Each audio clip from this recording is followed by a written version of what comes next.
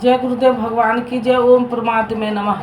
गुरु ब्रह्मा गुरु विष्णु गुरुदेवो महेश्वर, गुरु साक्षात ब्रह्म ब्रह्मा तस्मै श्री गुरुवे नमः। जय गुरुदेव भगवान की जय। ओम परमात्मे नमः। 12वां अध्याय का 7वां श्लोक। केवल मुझ में चित्त लगाने वाले उन भक्तों का मैं शीघ्र ही मनुष्य रूप संसार सागर से उद्धार करने वाला होता हूँ। इस प्रकार चित्त लगाने की प्रेरणा और विधि पर युगेश्वर प्रकाश डालते हैं। इसलिए अर्जुन, तू मुझ में मन लगा, मुझ में ही बुद्धि लगा, इसके उपरांत तू मुझ में ही निवास करेगा, इसमें कुछ भी संशय नहीं है। मन और बुद्धि भी न लगा सके तब अर्जुन ने पीछे कहा भी है कि मन को रोकना तो मैं वायु की तरह दुष्कर समझता हूँ। इस पर योगेश्वर श्री कृष्ण कहते हैं, यदि तू मन को मुझ में अचल स्थापित करने में समर्थ नहीं है तो हे अर्जुन, योग के अभ्यास द्वारा मुझे प्राप्त होने की इच्छा कर। जहाँ भी चित्त जाए वहाँ से घसीट कर उसे आराधना चिंतन क्रिया में लगाने का नाम अभ्यास है। यदि यह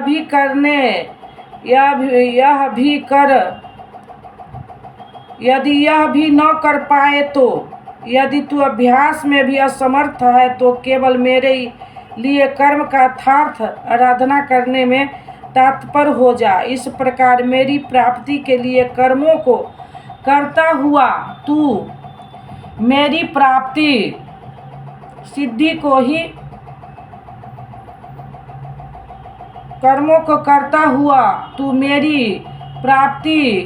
को ही प्राप्त होगा। अर्थात अभ्यास भी पार न लगे तो साधना पथ में लगे भर रहे। यदि इसे भी करने में असमर्थ है तो संपूर्ण कर्म के फल का त्याग कर, अर्थात लाभ हानि की चिंता छोड़कर मधोग के आश्रित होकर, अर्थात समर्पण के साथ आत्मवान महापुरुष की शरण में जा। उनसे प्रेरित होकर कर्म स्वतः होने लगेगा। समर्पण के साथ कर्म फल के त्याग का महत्व बताते हुए योगेश्वर श्री कृष्ण कहते हैं, केवल चित्त को रोक के अभ्यास ज्ञान मार्ग से कर्म में प्रवृत्त होना श्रेष्ठ है। ज्ञान माध्यम से कर्म को कार्य रूप देने की अपेक्षा ध्यान श्रेष्ठ है, क्योंकि ध्यान में इष्ट रहता ही है। ध्यान से भी संपूर्ण कर्म के फल का त्याग श्रेष्ठ है, क्योंकि इष्ट के प्रति समर्पण के साथ ही योग पर दृष्टि रखते हुए कर्म फल त्याग करने से उसकी योगक्षेम की जिम्मेदारी इष्ट की हो जाती है। इसलिए इस त्याग से वह तत्काल ही परम शांति को प्राप्त हो जाता है। अभी तक योगेश्वर श्री कृष्ण ने बताया कि अव्यक्त की उपासना करने वाले ज्ञान मार्गी से समर्पण के साथ कर्म करने वाला निष्काम कर्मयोगी श्रेष्ठ है। दोनों एक ही कर्म करते हैं, किंतु ज्ञान मार्गी के पथ में व्यवधान अधिक है, उसके लाभ हानि की जिम्मेदारी स्वयं पर रहती है, जबकि समर्पित भक्त की जिम्मेदारी महापुरुष पर होती है। इसलिए वह कर्म फल त्याग द्वारा शीघ्र ही शांति को प्राप्त होता है। अब शांति प्राप्त पुरुष की लक्षण बताते हैं। इस प्रकार शांति को प्राप्त हुआ जो पुरुष सब भूत में द्वेष भाव से रहित, सबका प्रेमी और हेतु रहित दयालु है, और जो ममता से रहित, अहंकार से रहित, सुख की प्राप्ति में सम तथा क्षमा भाव है, जो निरंतर योग की प्रकाष्ठा से संयुक्त है, लाभ तथा हानि में संतुष्ट है, मन तथा इंद्रियों सहित शरीर को वश में किए हुए है, दृढ़ निश्चय वाला है, वह मुझ में अर्पित मन बुद्धि वाला मेरा भक्त मुझे प्रिय है। जिसको कोई भी जीव उद्विग्न को प्राप्त नहीं होता और जो स्वयं भी किसी जीव से उद्विग्न नहीं होता, वे हर्ष संताप भय और समस्त विक्षोभों से मुक्त है, वह भक्त मुझे प्रिय है।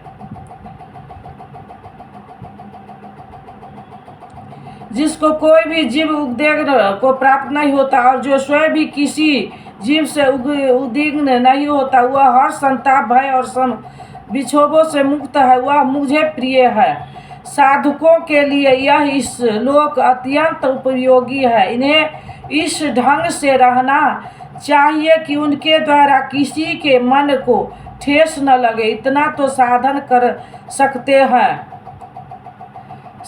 कर सकते हैं, किंतु दूसरे लोग इस आचरण से नहीं चलेंगे। वे तो संसारिक हैं, वे तो आग उगलेंगे, कुछ भी कहेंगे, किंतु पथिक को चाहिए कि अपने हृदय में उनके द्वारा उनके धागों से भी उथल पुथल न होने दे। चिंतन में सूरत लगी रहे, कर्म न टूटे। उदाहरण के लिए आप स्वयं सड़क पर अनुकूल बाएं चल रहे हैं, कोई मंजरा पीकर चला आ रहा है, उससे भी बचना भी आपकी जिम्मेदारी है। जो पुरुष आकांक्षाओं से रहित सर्वथा पवित्र है, दक्ष यथार्थ आराधना का विशेष यज्ञ है। ऐसा नहीं कि चोरी करता हो तो दक्ष है। श्री कृष्ण के अनुसार कर्म एक ही है, नियत कर्म आराधना चिंतन। इसमें जो दक्ष है, जो पक्ष विपक्ष से परे है, दुखों से मुक्त है, सभी आरंभों का त्यागी, वह मेरा भक्त मुझे प्रिय है। करने योग कोई क्रिया उसके द्वारा आरंभ होने के लिए शेष नहीं रहती। जो कभी हर्षित होता है, न दोष करता है, न शोक ही करता है, न कामना ही करता है, तथा जो शुभ और अशुभ संपूर्ण कर्म के फल का त्यागी है,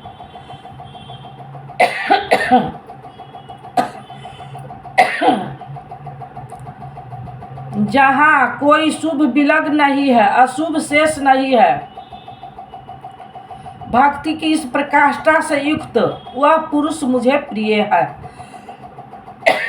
जो पुरुष शत्रु और मित्र में मान तथा अपमान में सम है, जिसके अंतकरण की प्रवृत्तियां सर्वथा शांत है, जो सर्दी गर्मी सुख दुख आदि द्वंद्वों में सम आसक्ति रहित तथा जो निंदा तथा स्तुति में अस्तित्व को समान समझने वाला है, मनशीलता की चरम सीमा पर पहुंचकर जिसकी मन सहित इंद्रियां शांत हो चुकी है, जिस किसी प्रकार शरीर निर्वाह होने में जो सदैव संतुष्ट है, जो अपने निवास स्थान में ममता से रहित है, भक्ति की प्रकाष्ठा पर पहुंचा हुआ, वह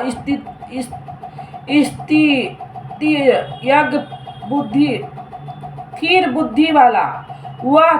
बुद्धि वाला पुरुष मुझे प्रिय है। जो मेरे परायण हुए हार्दिक श्रद्धा युक्त पुरुष इस उपयुक्त धर्मय अमृत को भली प्रकार सेवन करते हैं, वे भक्त मुझे अतिशय प्रिय है। निष्कर्ष, इस गत अध्याय के अंत में गेश्वर श्री कृष्ण ने कहा कि अर्जुन, तेरे सिवाय न कोई पाया है न पा सकेगा। जैसा तूने देखा, किंतु अनन्य भक्ति अथवा अनुराग से जो भजता है, वह इसी प्रकार मुझे देख सकता है, तत्व के साथ मुझे जान सकता है और मुझ में प्रवेश भी पा सकता है। अर्थात परमात्मा ऐसी सत्ता है जिसको पाया जाता है। अतः अर्जुन भक्त बन। अर्जुन ने इस अध्याय में प्रश्न किया कि भगवान आनंद भाव से जो आपका चिंतन करते हैं और दूसरे हुए जो अक्षर अव्यक्त की उपासना करते हैं, इन दोनों में उत्तम योग वेता कौन है? योगेश्वर श्री कृष्ण ने बताया कि दोनों मुझे ही प्राप्त होते हैं, क्योंकि मैं अव्यक्त स्वरूप में हूँ। किंतु जो इंद्रियों को बस में रखते हुए मन को सब ओर से समेटकर अव्यक्त परमात्मा में आसक्त है, उनके पथ में कलेश विलेश है। जब तक देह का अध्यास भान है, तब तक अव्यक्त स्वरूप की प्राप्ति दुखद पूर्ण है, क्योंकि अव्यक्त स्वरूप तो चित्त के निरोध और विलय काल में मिलेगा। उनके पूर्व उसका शरीर ही बीच में बाधक बन जाता है। मैं हूँ, मुझे पाना है कहते कहते अपने शरीर की ओर ही घूम जाता है। उसके लड़खड़ाने की अधिक संभावना है। अतः अर्जुन, तू संपूर्ण कर्मों को मुझ में अर्पण करके अनन्य भक्ति से मेरा चिंतन कर। जो मेरे परायण भक्त जन संपूर्ण कर्म को मुझ में अर्पण करके मानव शरीर धारी मुझ सद्गुण योगी के रूप में ध्यान द्वारा तेल धारावत निरंतर चिंतन करते हैं, उनका मैं शीघ्र ही संसार सागर से उद्धार करने वाला हो जाता हूँ। अतः भक्ति मार्ग श्रेष्ठ है। अर्जुन, मुझ में मन को लगा, मन न लगे तो भी लगाने का अभ्यास कर। जहाँ भी चित्त जाए पुनः घसीट कर उसका निरोध कर। यह भी करने में असमर्थ है तो तू कर्म कर। कर्म एक ही है, यथार्थ कर्म। तू कर्म करता भर जा, दूसरा न कर, उतना ही कर, पार लगे चाहे न लगे। यदि यह भी करने में असमर्थ है तो स्त्री यज्ञ प्रयज्ञ महात्म आत्मवान तत्व महापुरुष की शरण होकर संपूर्ण कर्म फलों का त्याग कर। ऐसा त्याग करने से तू परम शांति को प्राप्त हो जाएगा। परम शांति को प्राप्त हुए भक्त के लक्षण बताते हुए योगेश्वर श्री कृष्ण ने कहा, जो संपूर्ण भूत में द्वेष भाव से रहित है, जो करुणा से युक्त और दयालु है, ममता और अहंकार से रहित है, वह भक्त मुझे प्रिय है। जो ध्यान योग में निरंतर तत्पर और आत्मवान आत्मस्थिति है, वह भक्त मुझे प्रिय है। जिससे न किसी को उद्वेग प्राप्त होता है और न स्वयं भी जो किसी से उद्वेग को प्राप्त नहीं होता, ऐसा भक्त मुझे प्रिय है। जो शुद्ध है, दक्ष है, व्यथाओं से उपराम है, सर्व रंभों को त्याग कर जिसने पार पा लिया, ऐसा भक्त मुझे प्रिय है। संपूर्ण कामनाओं का त्यागी और शुभाशुभ का पार पाने वाला भक्त मुझे प्रिय है। जो निंदा और स्तुति में समान और मौन है, मन सहित जिसकी इंद्रियां शांत और मौन है, जो किसी भी प्रकार शरीर निर्वाह में संतुष्ट और रहने के स्थान में ममता से रहित है, शरीर रक्षा में भी जिसकी आसक्ति नहीं है, ऐसी स्थिति प्रज्ञ भक्तिमान पुरुष मुझे प्रिय है। इस प्रकार श्लोक 11 से 29 तक योगेश्वर श्री कृष्ण ने शांति प्राप्त योग युक्त भक्त की रानी पर प्रकाश डाला, जो साधकों के लिए उपदेश है। अंत में निर्णय देते हुए उन्होंने कहा, अर्जुन, जो मेरे परायण हुए अनन्य श्रद्धा से युक्त पुरुष इस ऊपर कहे हुए धर्ममय अमृत को निष्काम भाव से भली प्रकार आचरण में ढालते हैं, वे भक्त मुझे अतिशय प्रिय है। अतः समर्पण के साथ इस कर्म में प्रवृत्त होना श्रेयस्कर है, क्योंकि उसके हानि लाभ की जिम्मेदारी वह इष्ट सद्गुरु अपने ऊपर ले लेते हैं। यही श्री कृष्ण के स्वरूप परस्त महापुरुष के लक्षण बताते उनकी शरण में जाने को कहा और अंत में अपनी शरण में आने की प्रेरणा देकर उन महापुरुषों को अपने समकक्ष घोषित किया। श्री कृष्ण योगेश्वर थे, महात्मा थे। इस अध्याय में भक्ति को श्रेष्ठ बताया गया। तो इस अध्याय का नामकरण भक्ति योग युक्ति संगत है।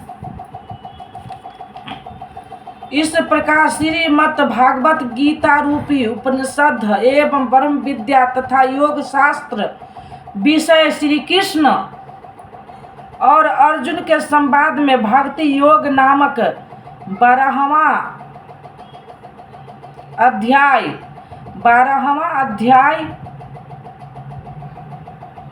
पूर्ण होता है। इस प्रकार श्रीमद् परमहंस परमानंद जी के श्री स्वामी अगरानंद कृत श्रीमद् भागवत गीता के भाष्यार्थ गीता में भक्ति योग नामक 12वां अध्याय पूर्ण होता है। हरि ओम तत्सत।